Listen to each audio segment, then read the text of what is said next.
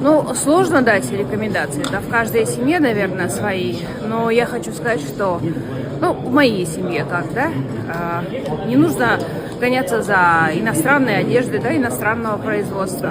У нас замечательное сейчас текстильное производство наше, отечественное производство, национальная одежда, да. Даже вот в этом. Что касается продукции, то же самое. Надо покупать продукцию местного производства. Что у нас на столе, да? Те же тоже мясо. На самом деле вся продуктовая корзина, она есть и у нас, нашего производства. Ну, за исключением, конечно, вот этих овощей, фруктов. Много мы тратим на образование детей, да? Опять-таки, гнаться за обучением детей за границей. Зачем мы это делаем? В этом году у нас привлечено много вот этих иностранных образовательных компаний. Они открыли у нас филиалы. То есть уже нет, я думаю, такой необходимости вести детей там, в Европу и так далее. Все филиалы вот этих хороших вузов, не все, но много филиалов, по-моему, 12 филиалов в этом году открылось. Вот, пожалуйста, основные расходы семьи – это у нас, конечно, еда, образование, одежда. Поэтому в то время, когда люди носили там дорогую одежду, мне кажется, вот это в конце концов уже и не модно. Как нужна... пенсионерам?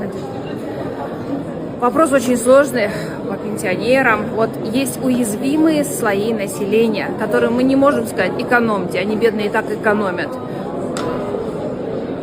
Ну, время тяжелое однозначно, тем более я признаю вот эти сейчас, вот эта неустойчивость нашей фискальной политики. Я думаю, в ближайшее время мы это решим.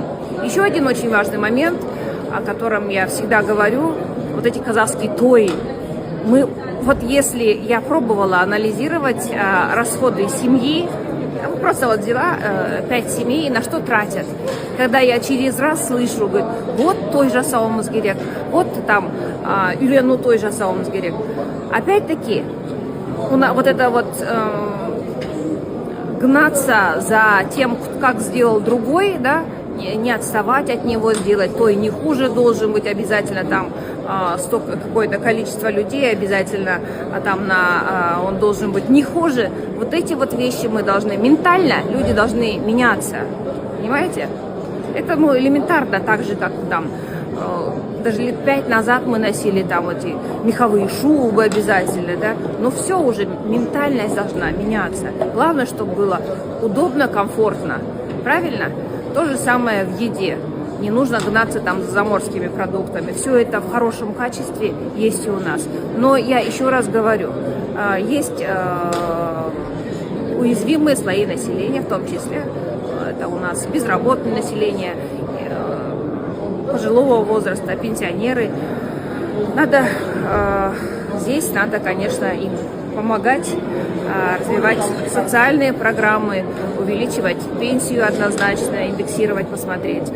Студенты, особенно иногородние студенты, очень тяжело им приходится и снимать квартиру, и покупать продукты, ездить на общественном транспорте. То есть это все, конечно, вот если посчитать тех денег, которые там, та же стипендия, например, ее ни на что не хватает. А большой процент детей, которые приехали с аулов, то есть родители отправили их в город с расчетом, что это будет все-таки грант. А государственный грант, он должен покрывать расходы. Мы в свое время обучались, нам стипендий хватало. Достаточно было для того, чтобы там не умереть с голоду, кушать, как-то ездить и так далее. Поэтому все эти, вот для уязвимых слоев населения нужна переиндексация индексация всех расчетных показателей.